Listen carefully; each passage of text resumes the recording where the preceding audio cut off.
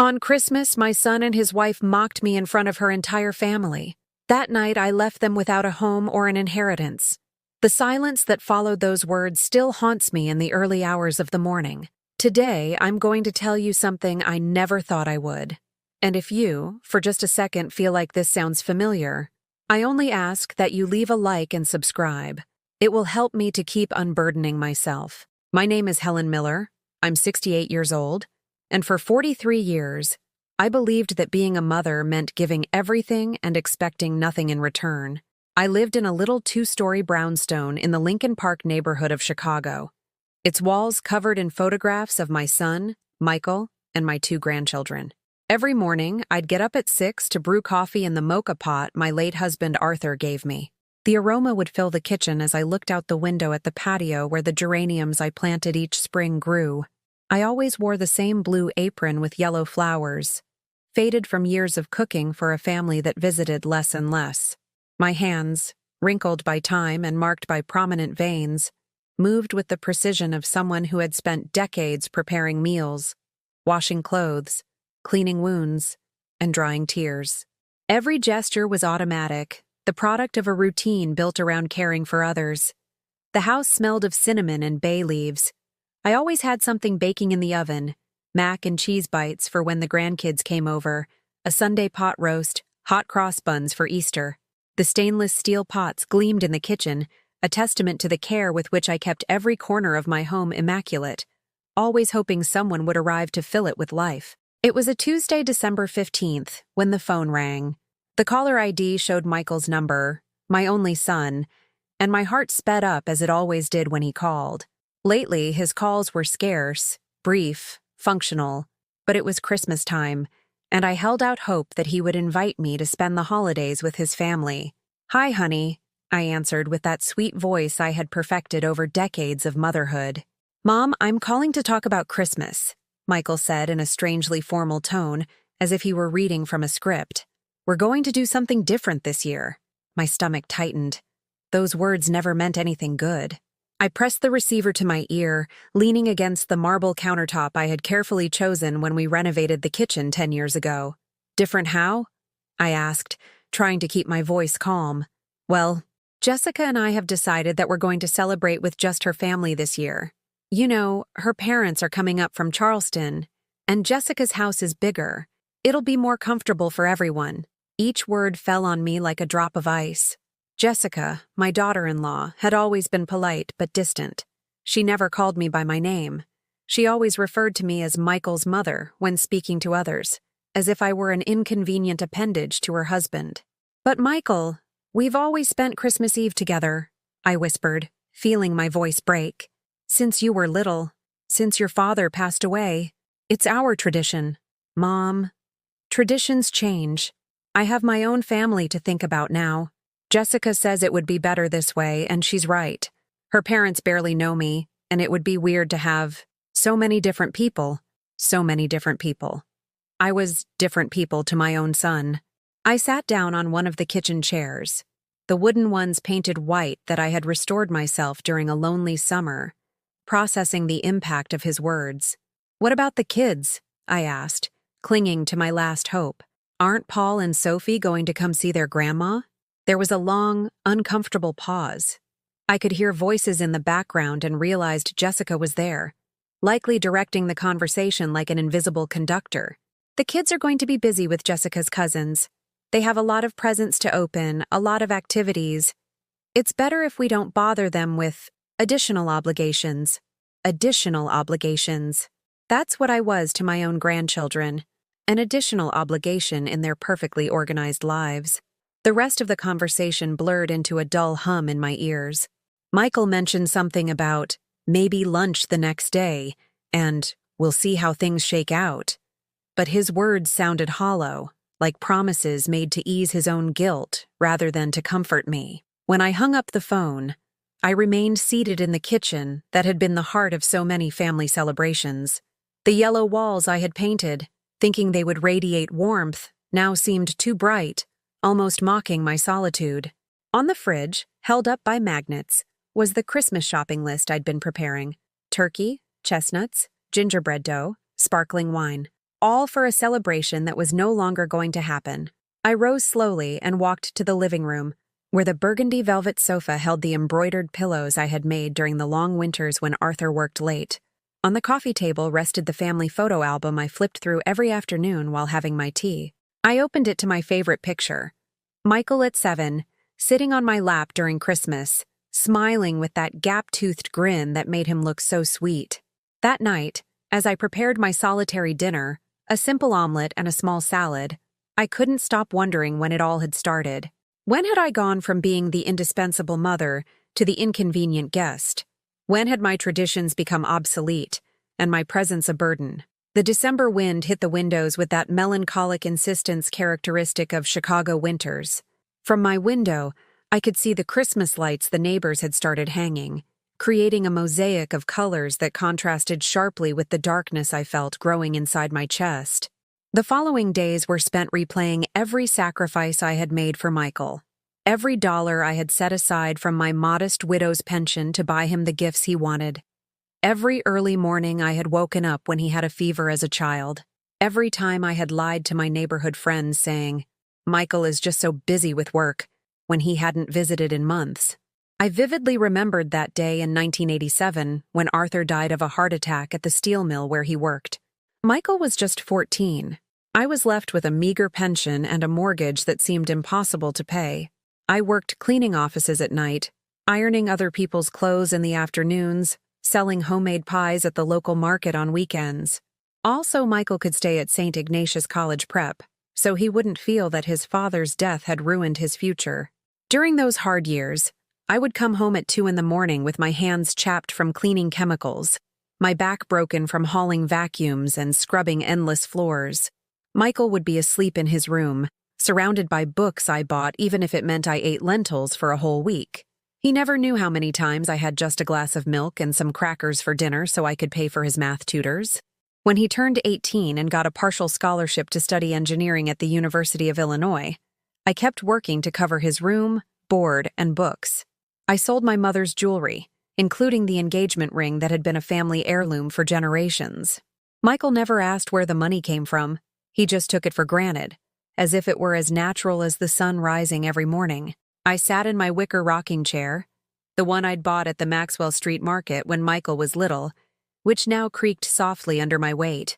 In my trembling hands was a worn cardboard box that held all the receipts, all the bills, all the proof of the sacrifices I had made for him. Dentist bills for when he needed braces, receipts from the English Academy he insisted was essential for his future, proof of transfers for his post-graduation trip to Greece with his college friends. $43,000. That was the total I had spent on Michael from the day his father died until he graduated. $43,000 that came from my night jobs, from my deprivations, from selling everything of sentimental value in my life. And now he was discarding me like a nuisance, like an obligation he had finally freed himself from. Jessica had entered his life when he was 26. She was an architect from a wealthy family in Charleston, with parents who owned a beach house and a downtown apartment. From day one, she treated me with that cold courtesy that polite people reserve for the help. She smiled when she saw me but never asked how I was. She accepted my gifts with a mechanical, "How thoughtful," but never reciprocated with anything, not even a call on my birthday. I clearly remembered the first Christmas after they got married. I had prepared my specialty, roast leg of lamb with potatoes, which had been Michael's favorite dish since he was a child. I arrived at their new apartment on the Gold Coast, loaded with trays and containers, excited to continue being a part of their family traditions. Jessica met me at the door with a tense smile. "Oh, Helen, I wish you'd told me you were going to cook. I already ordered dinner from the Peninsula's catering service. I guess, well, we can save yours for tomorrow." And my lamb ended up in the fridge, forgotten. We ate cold canapes and smoked salmon while Jessica talked about her family's Christmas traditions, about how her mother always ordered from the best restaurant in Charleston because cooking on special days is so exhausting and takes time away from enjoying the family. Michael said nothing. He just nodded as his wife redefined what the new traditions of his home would be. I sat in a corner, smiling stiffly, feeling my place in my son's life slowly evaporating like steam from a pot when the lid is lifted. The following years were a succession of subtle but constant displacements. My recipes were replaced by food from expensive restaurants. My advice about the children was ignored in favor of the parenting books Jessica bought. My homemade gifts were pushed aside for brand-name toys that cost more than my monthly pension. Little by little, I became a guest in my own family's life, but I kept giving. I kept sacrificing. When Paul and Sophie were born, I was the one who watched them when Jessica had to travel for work. I would arrive at 7 in the morning and stay until 10 at night, preparing homemade meals, helping with homework, taking them to the park. Michael and Jessica saw it as natural, as if I were a domestic employee who worked for free out of love. They never paid me for those hours. They never asked if I was tired. They never considered that I might have my own plans, my own needs. When I suggested they might hire a babysitter from time to time so I could rest, Jessica looked at me as if I had suggested something absurd. But Helen, you love the kids. Besides, what are you going to do all alone in your house? At least here you feel useful. Useful. That word haunted me at night. Was my value as a grandmother, as a mother, as a person, reduced solely to my usefulness? Was I just a convenient tool in their perfectly organized lives? Last summer, when the kids had to go to camp, I offered to pay for half of it because I knew it was expensive. Jessica accepted my money without batting an eye, as if it were the most natural thing in the world for a 68-year-old pensioner to finance her grandchildren's luxury vacation. That money came from my emergency savings, the $500 I had put away for potential medical expenses. Michael never questioned anything. He never asked if I could afford it. He never considered that maybe his mother needed that money more than his children needed an equestrian camp in Wisconsin. He simply took what I offered as if it were his natural right, as if my resources were an extension of his own. And now, after all those years of giving and giving until I was empty, he was telling me over the phone that I was no longer welcome at his Christmas table, that my presence was inconvenient, that I was too different for Jessica's elegant family. That night, as I prepared my lonely dinner of vegetable soup and toast, I saw my reflection in the kitchen window.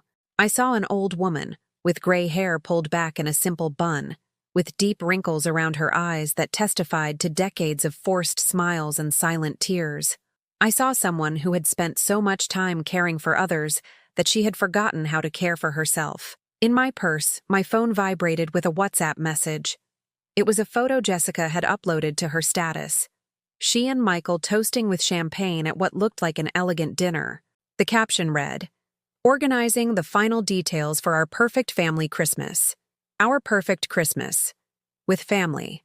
A family that apparently no longer included me." December 22nd dawned gray and cold, as if the sky had decided to match my mood.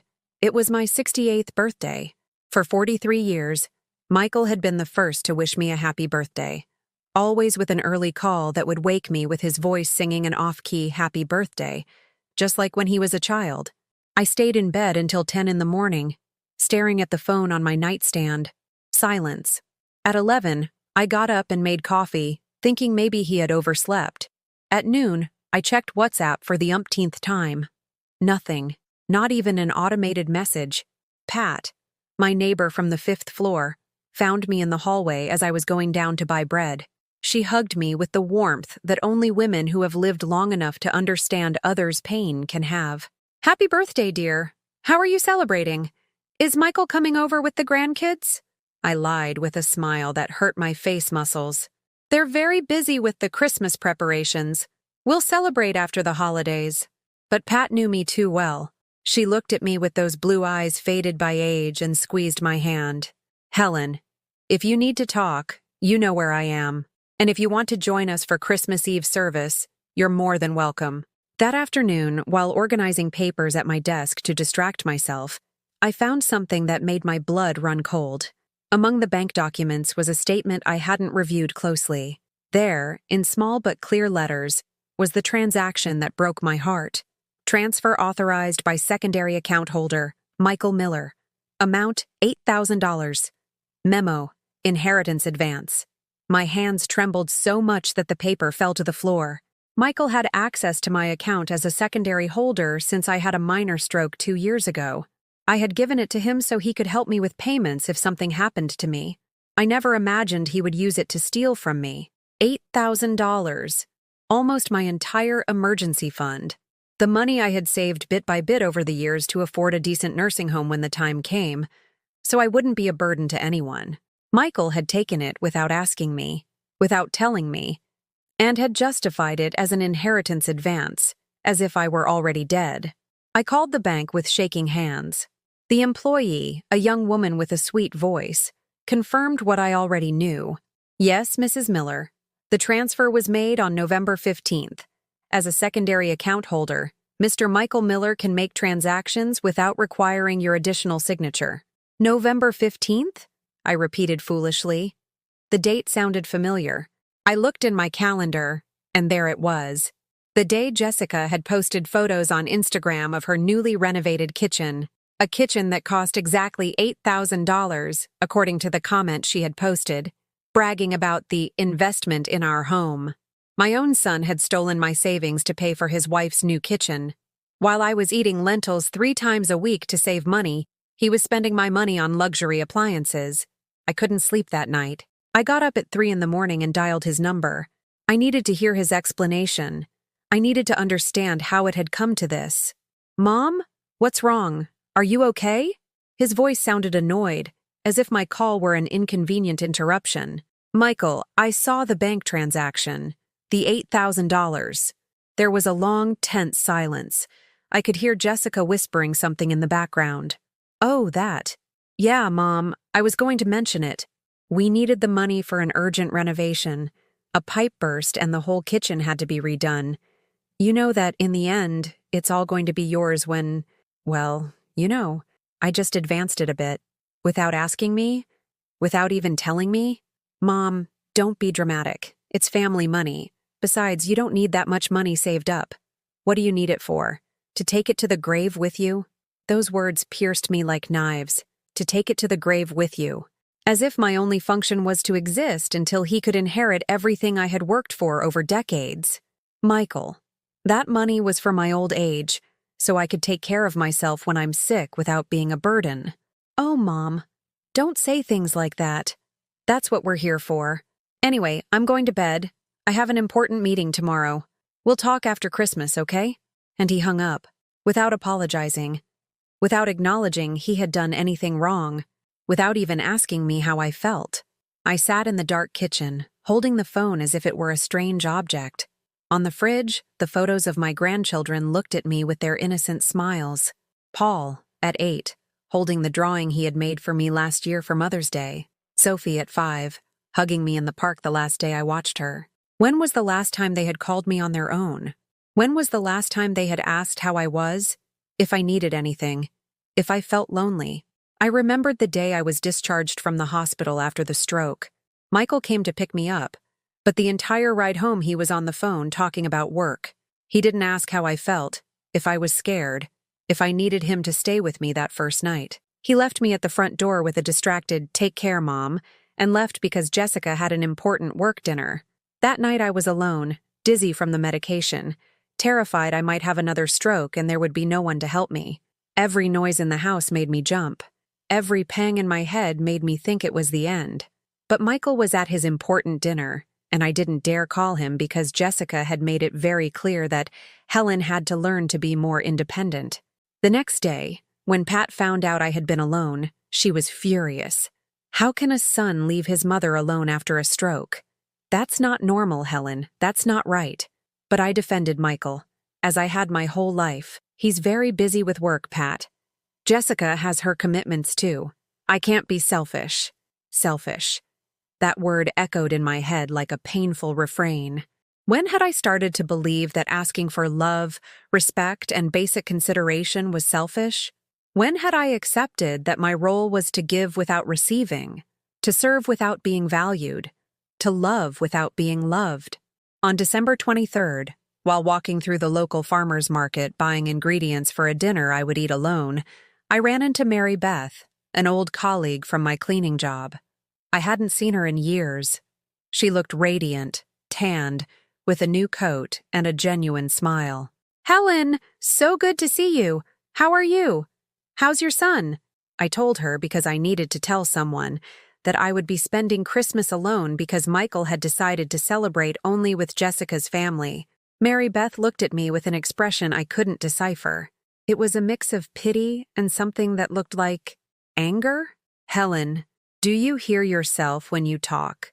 You've spent 5 minutes making excuses for your son and justifying why he's cast you aside. Don't you see what's happening? But they have their own lives, Mary Beth. I can't expect everything to revolve around me. No, Helen. It's one thing to have your own life, and another thing to humiliate your mother. What Michael is doing to you is not normal. And you're letting him. Those words followed me home like an uncomfortable shadow. Was I letting him? Was I complicit in my own mistreatment by not knowing how to set boundaries? Christmas Eve arrived wrapped in a loneliness that weighed on my chest like a marble slab. I woke up at 8 in the morning with the 40-year-old habit of preparing a special Christmas breakfast, hot cocoa with cinnamon rolls. But when I got to the kitchen, reality hit me like a cold slap. I had no one to prepare it for. I sat in my rocking chair with a cup of weak coffee and watched out the window as the families in the neighborhood left their houses loaded with gifts, heading to their family gatherings. Children ran down the sidewalk in their new coats. Their parents smiled as they carried trays of homemade food. Everyone had a place to go, someone waiting for them. At 11 in the morning, my phone vibrated. A message from Michael. Merry Christmas Eve, Mom. Have a good day. We love you. We love you. Plural. As if Jessica loved me too, when she couldn't even be bothered to write to me directly. As if love was something you declare via WhatsApp while you're celebrating without the person you supposedly love. I replied, Thanks, honey. Enjoy your dinner. Kisses to the kids. No response. At noon, I put on my best dress, the navy blue one I had bought for Michael's wedding 6 years ago. I did my makeup carefully, styled my hair as if I were going to an elegant dinner, because I had made a decision that terrified me, but that I knew I had to make. I was going to show up at Jessica's house. The L train ride to the Gold Coast felt endless.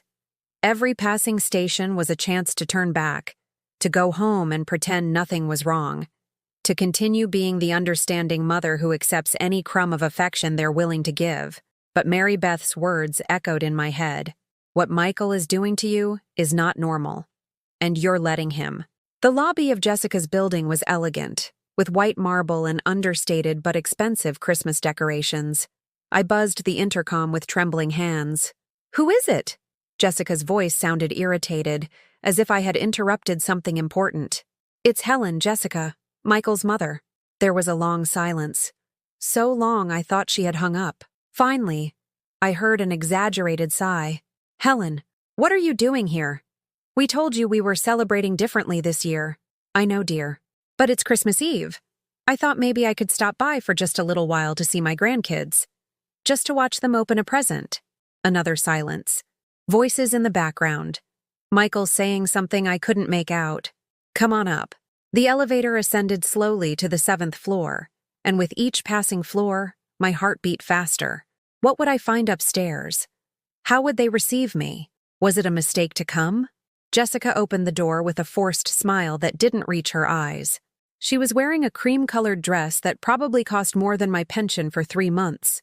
High heels that clicked on the gleaming hardwood floors, jewelry that sparkled under the light of the entryway chandelier. Hello, Helen.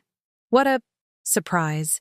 Behind her, I could see the living room decorated like a home design magazine. A huge tree with golden lights, a table set for 8 with porcelain dishes and crystal glasses. Fresh flowers on every available surface. Everything perfect, everything expensive, everything designed to impress. Mom, what are you doing here? Michael appeared from the kitchen with a glass of champagne in his hand and an expression of genuine annoyance. He didn't hug me. He didn't smile. He looked at me as if I were a homeless person who had knocked on his door asking for a handout. I wanted to see the kids, Michael. It's Christmas Eve. We already told you we were doing something different this year. I don't understand why you can't respect that. Just then, Jessica's parents emerged from the living room. He, an older man with a gray mustache and an impeccable suit. She, an elegant woman with perfect hair and an expression of poorly concealed curiosity. Behind them, Paul and Sophie ran among the furniture, completely ignoring me. Dad, Mom, this is Helen. Michael's mother, Jessica said in a tone that sounded like she was introducing the housekeeper. Jessica's parents greeted me with cold courtesy. Brief handshakes, polite but distant smiles. I felt like a strange bug in a display case, completely out of place in that studied elegance. "Grandma Helen?" Sophie finally recognized me and ran towards me. My heart filled with joy for a second, until Jessica intercepted her. "Sophie, honey, go play with Paul. The adults are talking, but I want to show Grandma my presents. Later, sweetie." "Not now." Michael said nothing. He just stood there with his champagne, allowing his wife to push my granddaughter away from me as if I were a dangerous influence. "Well, Helen," Jessica said with that fake smile plastered on her face, "since you're here, I suppose you can stay for a little while.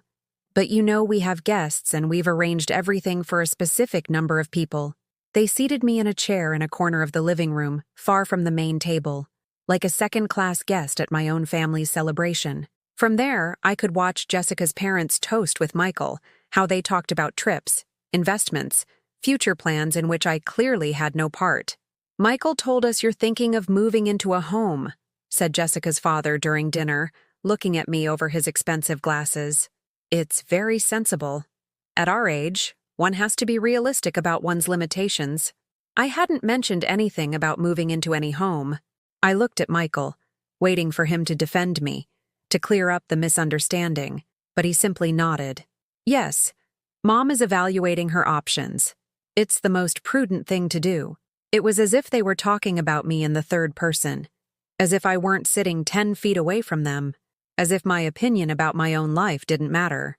"It's admirable," continued Jessica's mother as she delicately cut her smoked salmon. "Some older people cling to their homes and become a burden to their children. It's wonderful that Helen is so understanding." Jessica laughed softly. "Yes, we're lucky. Some mothers-in-law are very possessive of their sons. They don't understand that when you get married, priorities change." Every word was a dagger wrapped in velvet. Every comment was a reminder that I was superfluous, that my presence was tolerated out of charity, that my mother's love had been reclassified as an inconvenient annoyance. The children ate in the kitchen with the nanny Jessica had hired for the occasion. I barely exchanged a few words with them when they came into the living room for a moment. Paul showed me his new video game, but when I tried to sit with him so he could explain how it worked, Jessica intervened. "Paul, let Grandma rest. You know, at her age, it's hard to understand these modern things." At her age. As if being 68 automatically made me a mental invalid incapable of learning something new. After dinner, while the adults had drinks and conversed about topics from which I was excluded, I got up to go to the bathroom. As I passed the kitchen, I heard voices. Michael and Jessica were talking in low tones, but loud enough for me to hear. "I can't believe she just showed up unannounced," Jessica was saying with irritation. "It's so awkward with my parents here." "I know. I told her clearly we were doing something different this year. She just doesn't understand boundaries, Michael. We need to be firmer with her." "You're right. After the holidays, I'm going to have a serious talk with her about the nursing home. She can't keep living alone in that big house. And honestly, I think it would be better for everyone." I stood frozen in the hallway, pressed against the wall like a spy in my own family. They were planning to get rid of me. Not because I needed special care, not because I was sick or a real burden, simply because my existence was inconvenient to them.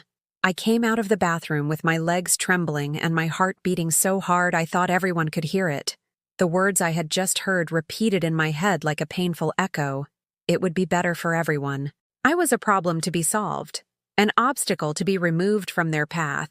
I returned to the living room where the conversation continued without me, as if my absence had gone completely unnoticed. Jessica's parents were talking about their upcoming vacation to the Maldives. Michael was nodding with interest. Jessica was pouring more champagne into glasses that sparkled under the crystal chandelier. It was like watching a movie from which I had been edited out. I sat in my corner and watched them for a while, studying their gestures, their smiles, the ease with which they discussed a future in which I clearly did not exist. For the first time in my life, I saw them clearly, not as my family, but as elegant strangers who had decided I was surplus to their perfect lives. At 11 o'clock, I stood up from my chair. "I think it's time for me to go," I announced quietly. Jessica jumped up immediately, as if she had been waiting for that moment all night. "Oh, yes, the late-night L train should be running. Do you need me to call you a cab?"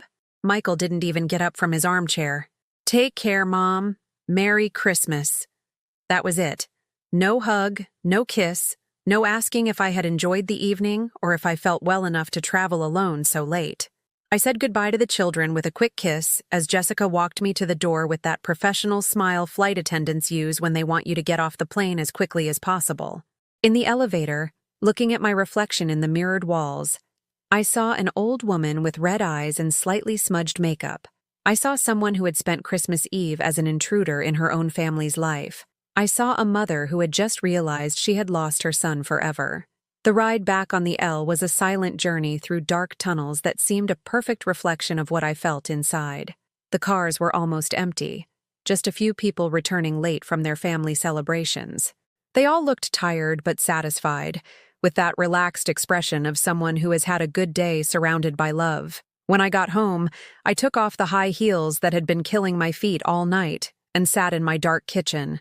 I didn't turn on the lights because I didn't want to see the Christmas decorations I had put up with such hope, thinking that maybe Michael would visit, even for a moment. It was then that I saw it clearly, as if someone had switched on a bright light in a room that had been dark for years.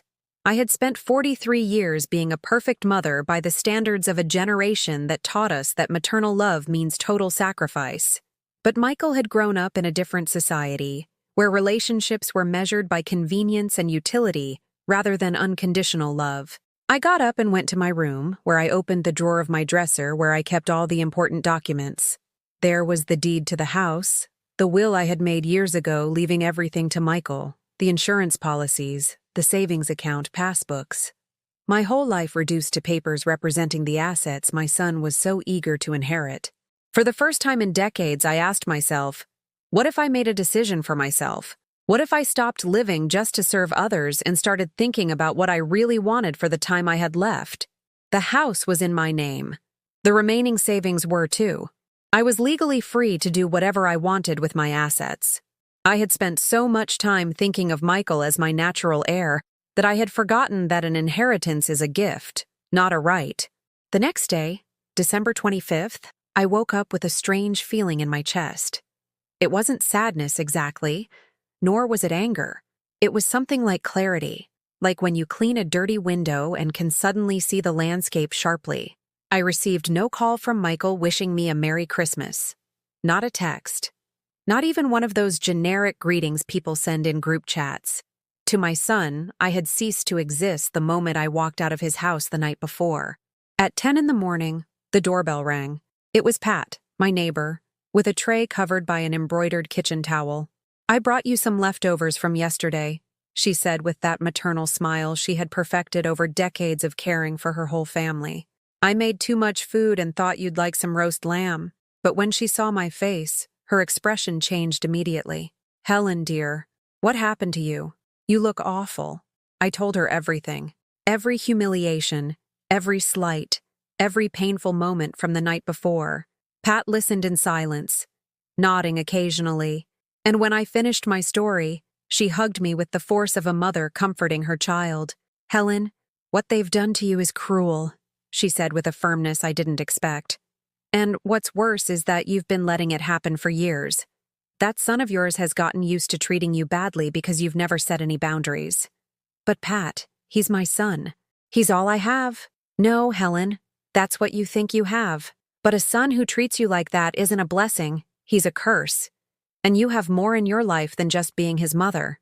That afternoon, as I ate the delicious lamb Pat had brought me, I made a decision that terrified me but that I knew was necessary. I was going to make changes. Real changes. Not just empty threats or temporary tantrums that would be forgotten in a few days. I took out my phone and looked up the number for Isabel Moreno, the attorney who had drafted my will years ago. She was a serious, professional woman who had always treated me with respect. If I was going to make changes in my life, I needed to start with the legal papers. "Good morning, Ms. Moreno. This is Helen Miller. Could we schedule an appointment for next week? I need to make some changes to my will." "Of course, Mrs. Miller. Is it urgent?" "Yes," I replied with a firmness that surprised me. It's very urgent. That night, for the first time in weeks, I slept deeply. Not the restless sleep of someone worried about pleasing others, but the deep rest of someone who has made a decision and is at peace with the consequences. The next day, December 26th, Michael finally called. His voice sounded casual, as if nothing had happened. "Hi, Mom. How was your day yesterday? We had a lovely dinner. Jessica's parents are thrilled with the house." "Michael," I said with a calm I didn't know I possessed, "we need to talk." "Talk about what? Is everything okay?" "No, Michael. Everything is not okay. And we're going to fix it." There was a silence on the other end of the line. Michael probably wasn't used to me taking the initiative in our conversations. To me, setting the agenda for what we would discuss. "Can you come over this afternoon? Just you." "Mom, I don't know if I can. Jessica and I were planning to go to the mall and the kids." "Michael," I interrupted, "I need you to come. It's important."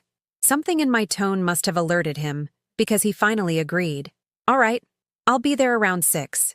When I hung up, I realized it was the first time in years that I had set the terms for a meeting with my son. He had always been the one to decide when, where, and how we saw each other. I had always been the one to adapt to his schedules, his conveniences, his moods. I spent the rest of the day preparing for that conversation, not preparing special food or tidying the house to impress him, but preparing myself mentally to say things I had been holding back for years, things I needed to say not to hurt him, but to save myself. Michael arrived at 6 sharp, punctual as always when it suited him. I watched from the window as he got out of his gray Audi, checking his phone as he walked towards the door. He was wearing one of those expensive coats Jessica bought him, Italian shoes that shone under the evening streetlights. Everything about him screamed professional success and financial stability, part of which had been built with my money and my sacrifices. When I opened the door, he greeted me with a quick kiss on the cheek and that automatic smile he reserved for family obligations. He walked into the house as if he were an inspector evaluating a property, looking around with that critical expression he had developed since marrying Jessica. "The house looks smaller every time I come," he commented as he took off his coat. "You really should think about something more manageable, Mom. Keeping all this up must be exhausting at your age." I remained silent. Before, I would have immediately jumped to justify myself, to explain that I managed just fine, that I wasn't a burden. But now I watched him in silence, studying how my own son evaluated my home as if he were a real estate agent calculating its market value. We sat in the living room, he in the brown leather armchair that had been his father's, I in my rocking chair. The same arrangement we'd had for thousands of conversations over the years. But this time something fundamental had changed. I was no longer willing to be the complacent mother who accepts any crumb of attention. "So, Mom, what did you want to talk about?" he asked, discreetly checking his phone. "Jessica's waiting for me to go to dinner with some of her friends." "Michael, I need to ask you something, and I want you to answer me honestly. When was the last time you called just to see how I was? Without asking for something, without telling me your problems, just asking how I was feeling." The question caught him off guard. He put his phone on the table and looked at me with a frown, as if I had posed a complicated riddle. "I don't know, Mom. We talk regularly. Why are you asking?" "Because I can't remember a single time in the last 5 years. Not one.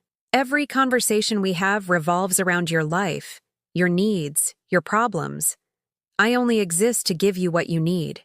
"That's not true, Mom. You're exaggerating." "Exaggerating?"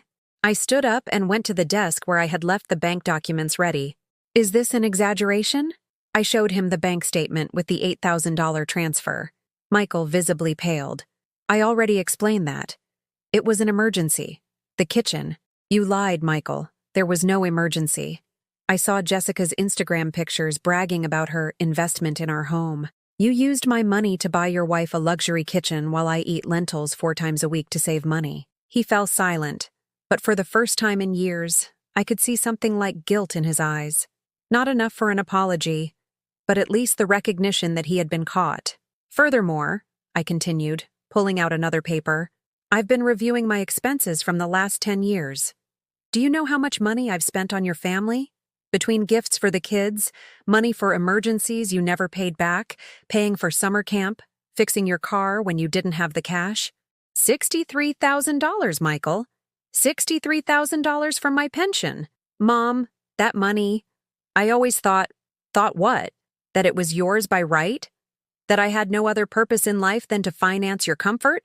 Michael got up from the armchair, clearly uncomfortable. He started pacing the living room with the agitation he showed when things didn't go according to his plans. I don't understand where you're going with all this, Mom. Yes, maybe I should have asked you before taking the money. But in the end, everything of yours is going to be mine when, well, you know, it's like a family investment. Everything of mine will be yours when I die, I repeated slowly. Is that what I am to you, Michael? A temporary obstacle before you can inherit my assets? Don't say things like that. Of course not. Then explain why you didn't invite me for Christmas Eve. Explain why you treated me like an intruder when I showed up. Explain why your wife introduces me as Michael's mother instead of calling me by my name. Michael stopped in the middle of the living room. I could see his mind working, searching for excuses, justifications, ways to downplay what had happened. Jessica comes from a very different family. They have different customs. And honestly, Mom, sometimes He paused, as if realizing he was about to say something he couldn't take back. Sometimes I what, Michael? Sometimes you can be a lot for her. Your ideas, your cooking, the way you dress, it's different from what she's used to. There it was. The raw, painful truth. I was an embarrassment to my daughter-in-law, and my son agreed with her. After 43 years of sacrifice, of working myself to the bone to give him the best, I had become something to be ashamed of. I understand, I said with a calm that surprised me. I'm too ordinary for Jessica's elegant family. It's not that, Mom. It's just, things change. Families evolve. You can't expect everything to stay the same forever. You're right, Michael. Things are going to change, but not how you expect. I went to the desk and took out the folder where I had kept copies of all the important documents. The deed to the house, the will, the insurance policies, the savings accounts. This house is worth about $300,000, according to the bank's last appraisal. I have, after your advance, $42,000 saved. I also have 2 life insurance policies that total another $50,000. In total, almost $400,000. Michael looked at me strangely, not understanding where I was going. All my life, I assumed you would inherit all of this.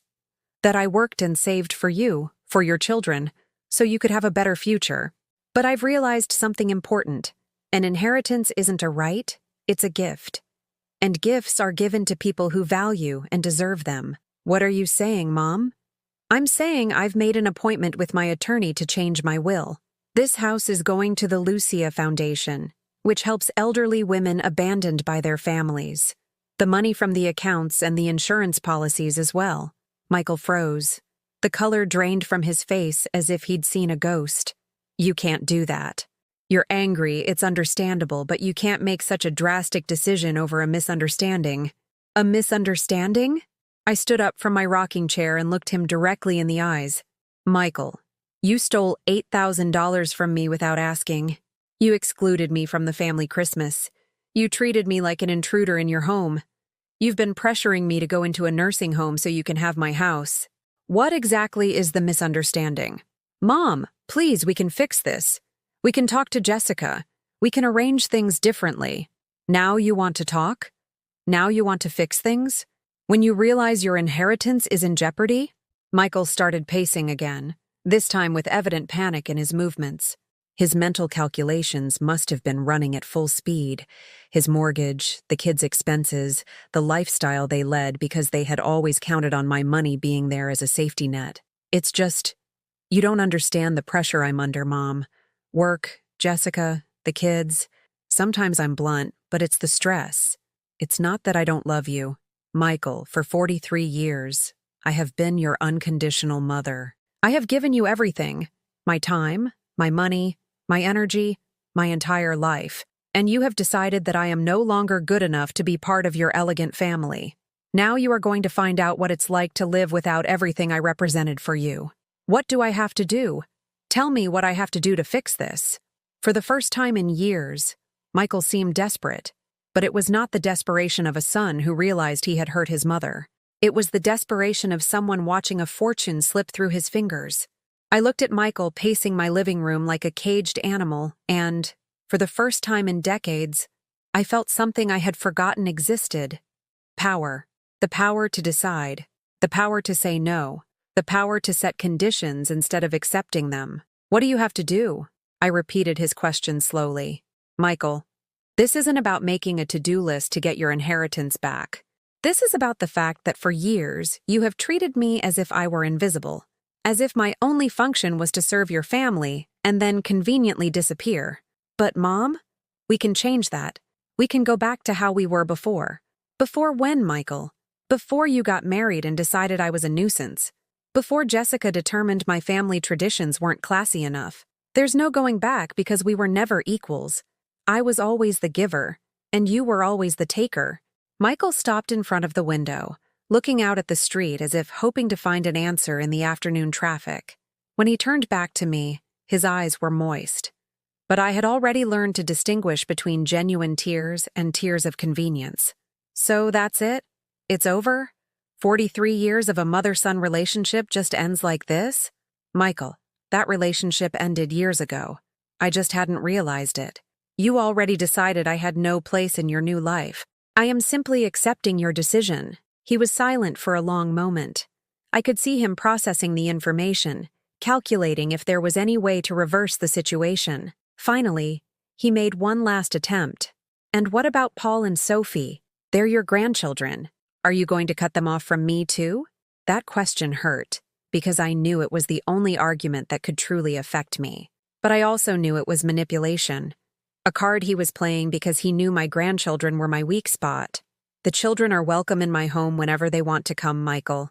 But they'll have to come because they want to see me, not because Jessica needs a free babysitter. And they'll have to come see the grandmother I really am, not to pretend I'm the family's housekeeper."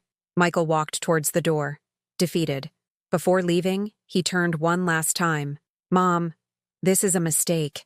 You're going to regret this. What are you going to do alone in this big house? Who's going to take care of you when you get old?" "Michael, I'm 68, not 90, and I'd rather be alone than surrounded by people who see me as a burden.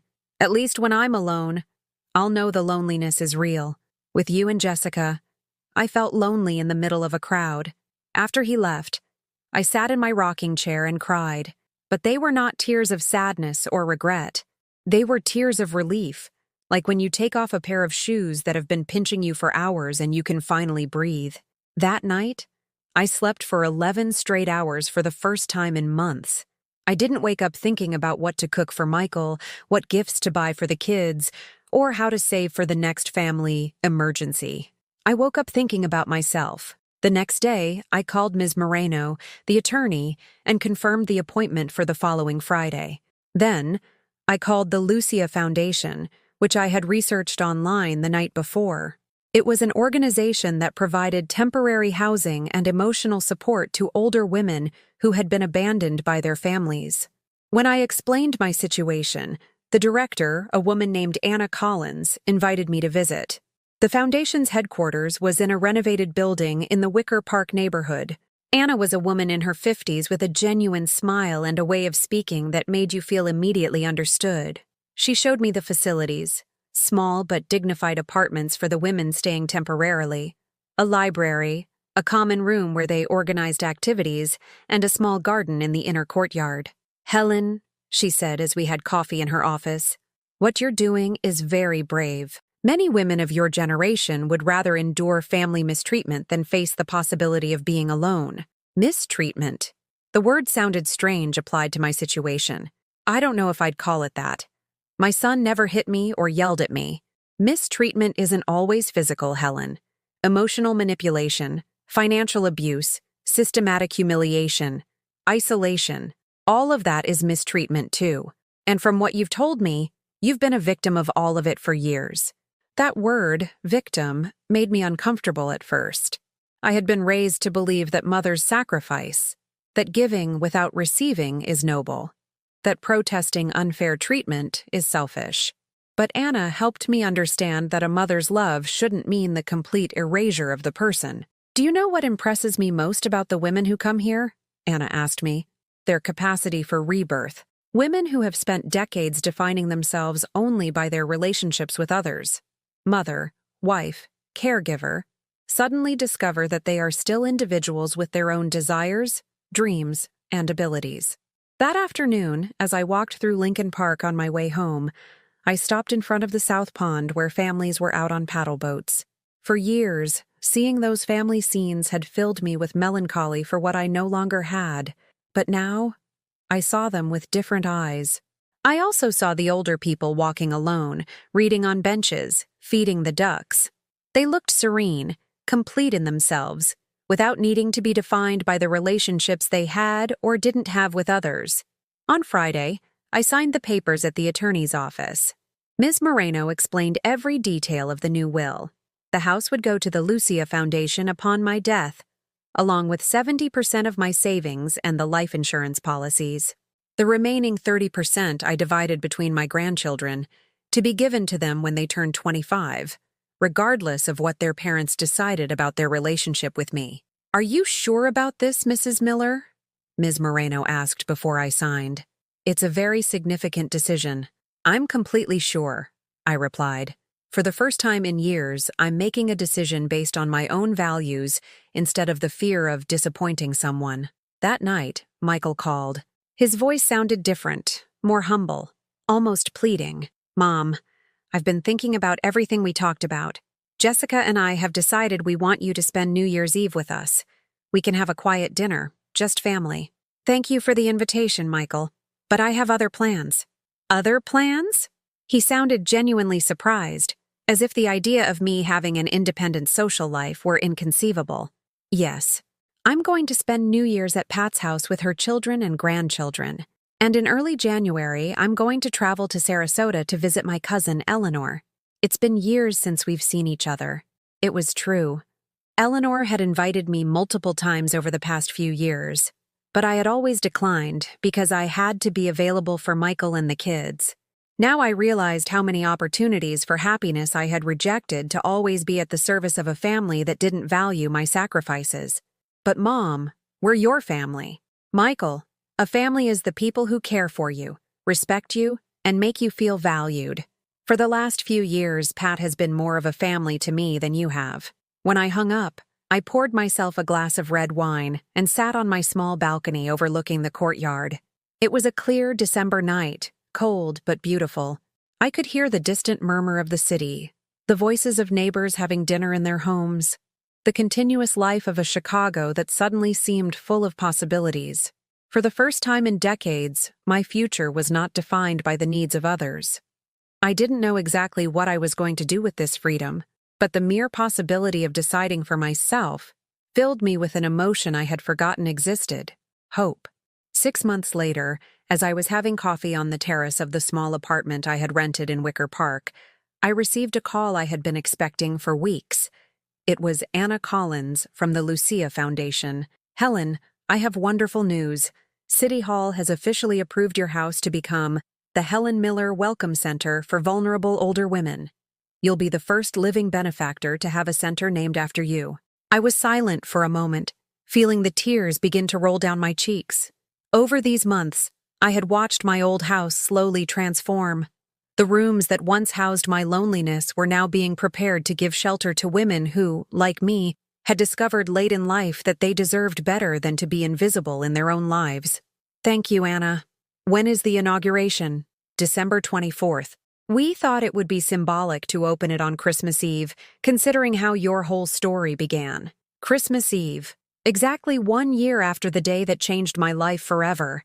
The day I stopped being the selfless mother who settled for crumbs of affection and became Helen Miller, a 69-year-old woman who had learned to value herself. These 6 months had been a continuous revelation. After moving into a 2-bedroom apartment with a balcony and natural light all day, I discovered pleasures I had forgotten existed. Having breakfast at 10 in the morning without rushing, reading novels in bed until noon, buying flowers for myself every Friday, signing up for a painting class where I met Barbara, a 72-year-old widow who became my partner in adventure. With Barbara, I had traveled to Saugatuck, Galena, and Madison, Little trips by train where we laughed like schoolgirls, tried local food without worrying about calories, and talked for hours about our lives, our regrets, and our plans for the future we had left. You know what the best thing about this age is? Barbara had said to me during our trip to Madison as we watched the sunset over the lake. We no longer have to pretend to be what others expect us to be. We can just be ourselves. Michael had tried to contact me several times during these months. The first calls were aggressive, accusing me of being cruel and unfair. Then came the pleading, the promises of change, the attempts at emotional blackmail using the children. Finally, financial desperation. Apparently, without the safety net of my money and my house as collateral, Michael and Jessica had started to have real financial problems. "Mom, please reconsider," he had said in his last call 3 weeks ago. "Jessica's pregnant. We're going to have another child. Are you really going to deprive your grandchild of their family inheritance?" "Michael," I had replied with a calm that no longer took effort to maintain, "that child will have the love and care of its parents, which is more than I had from you in recent years. And if his parents raise him better than you were raised, maybe he'll learn that respect is earned, not inherited." I had hung up without hearing his response. The only connection I maintained with my previous life was Paul and Sophie. Twice a month, they would come to spend the day with me, alone, without Jessica supervising every interaction. At first, they were shy, confused by the new family dynamic they didn't fully understand. But little by little, they had begun to relax. "Grandma, why don't you live in the big house anymore?" Sophie had asked during one of her visits, as we were making cookies in my small but cozy kitchen. "Because sometimes people need a change, sweetie. And I needed a house where I could be completely happy." "And are you happy now?" I had looked around my light-filled apartment, with my plants on the balcony, my books on the shelves, my paintings from class on the walls, the photo of Barbara and me in Madison on the living room table. "Yes, Sophie, I'm very happy." Paul, at 9, was more observant. "Mom says you're mad at us," he had commented one Sunday while we were playing a game of Sorry. "I'm not mad at you, Paul. I'm mad at some grown-ups who didn't behave very well towards me. But you will always be my favorite grandkids." "Are we your only grandkids?"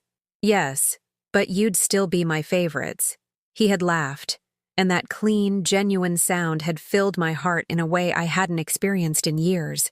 On the day of the center's inauguration, I wore my new blue suit, the one I had bought for the occasion. Anna had organized a small ceremony with representatives from City Hall, some volunteers from the foundation, and the first 5 women who would be staying at the center. When I arrived at my old house, I almost didn't recognize it. The walls had been painted in warm colors, the garden had been tended and expanded, and the rooms looked bright and welcoming through the open windows. A golden plaque next to the front door read, "The Helen Miller Welcome Center, because every woman deserves dignity and respect." "Helen," Anna said to me as I posed for photos with the officials, "I want you to know that your story has inspired many women. We've received over 20 donations this month from women who say your example has given them the courage to set boundaries in their own families." After the official ceremony, I stayed in the garden alone for a few minutes. There was the rose bush I had planted when Michael was a teenager, now blooming and cared for by expert hands. The window of what had been my bedroom for so many years now had new curtains and plants on the sill. I didn't feel nostalgia. I didn't feel regret. I felt a deep satisfaction, like when you finish reading a beautiful book and you know you've lived a complete story. "Helen?" A voice behind me startled me. It was Pat, my lifelong neighbor, who had come to the ceremony. "Pat, how wonderful to see you here. I wouldn't have missed it for the world. You know what? Michael stopped by about an hour ago. He just stood in front of the plaque for a long time." "Really?" "Yes. He looked, I don't know how to explain it. He looked like he had finally realized what he'd lost." I didn't ask anything more. I didn't need to know if Michael had repented or if he simply regretted the financial consequences of his actions. His regret, or lack thereof, no longer defined my well-being. That night, in my apartment, I prepared a special dinner for myself. Grilled salmon, arugula salad, a glass of white wine. I put on classical music and ate slowly, savoring every bite, every sip, every moment of peace I had earned. Before going to sleep, I took out my new journal, the one I had started writing after I moved. In that night's entry, I wrote, "Today, the center that bears my name was inaugurated. 5 women will sleep tonight in comfortable beds, in rooms where no one will make them feel like a burden. And I will sleep knowing that my life, my sacrifices, my pain, ultimately served a beautiful purpose. Not to make someone happy who didn't know how to value me, but to help women who deserve a second chance at dignity." I closed the journal and turned off the light. The soft glow of the Wicker Park streetlights came through the window, and in the distance, I could hear the nocturnal murmur of a city that continued to live, to change, to offer new opportunities to anyone who had the courage to take them. At 69, I had learned the most important lesson of my life. Real love is not begged for. It is recognized. And when you are not recognized, you have the right, the duty to yourself, to go and find recognition where it truly exists. Have you ever experienced, or do you know someone who has gone through something similar? Let me know in the comments. And if this story touched your heart, please leave a like and subscribe to the channel so this message can reach someone who needs to hear it.